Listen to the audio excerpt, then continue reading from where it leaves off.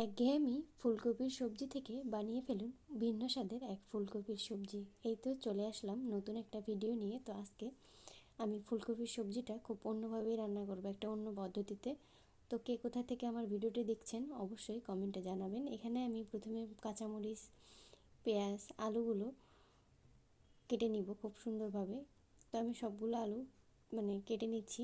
আমি প্রথমে এগুলোর খোসা ছাড়িয়ে ধুয়ে নিয়েছি ভালোভাবে।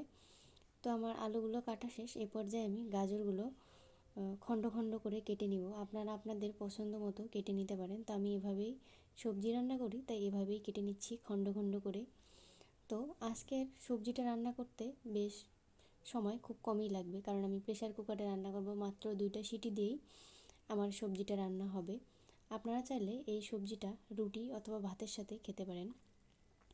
তো আমি প্রেফার করি এই রুটিটা সবজি হিসেবে রুটি দিয়ে খেতে।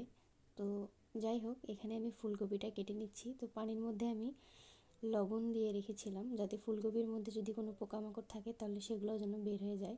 তো আমি ফুলকপিগুলো বেশ বড় বড় সাইজ করেই কেটে নিচ্ছি। ফুলকপিটা বাসায় পড়ে থাকতে থাকতে আর কি নষ্ট হয়ে যাচ্ছিলো, কালো কালো দাগ হয়ে গিয়েছে।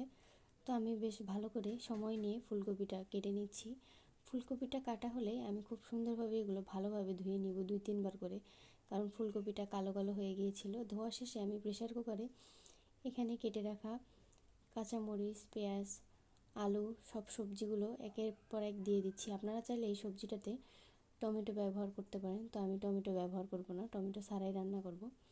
একে একে সমস্ত সবজি দিয়ে আমি এখানে লবণ, হলুদ, জিরে গুঁড়া গরম মশলার যে গুঁড়াটা ওইটা সামান্য পরিমাণ দিব, আর পাঁচফোড়নের একটু গুঁড়া দিব, তাহলে সবজির টেস্টটা খুব ভালো আসবে।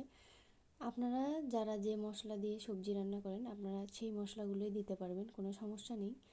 পরিমাণ মতো আমি তেল দিয়ে দিচ্ছি, তেজপাতা আর দারুচিনি দিয়ে দিয়ে একটু পানি দিয়ে দিলাম, 1 বাটি পরিমাণ পানি দিয়ে আমি খুব সুন্দরভাবে এটা চামচ দিয়ে নেড়ে চেড়ে দিব, যাতে সব মশলাগুলো মিক্স হয়ে যায়।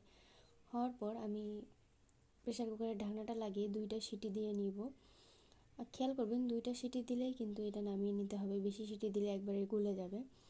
তো আমি নামিয়ে নিই অন্য একটা তাওয়াতে। এখানে তেলের মধ্যে পেঁয়াজ, পাঁচফোড়ন দিয়ে ফোড়ন দেওয়ার জন্য একটু শুকনো মরিচ দিয়ে খুব সুন্দরভাবে এটা ভেজে নিচ্ছি। ভেজে নিলেই আমি এখানে ভাজা হয়ে গিয়েছে। এ পর্যায়ে আমি সবজির উপরে ঢেলে দিব। এই যে দেখুন, আমার সবজিটা একবারে রেডি, চটজলদি।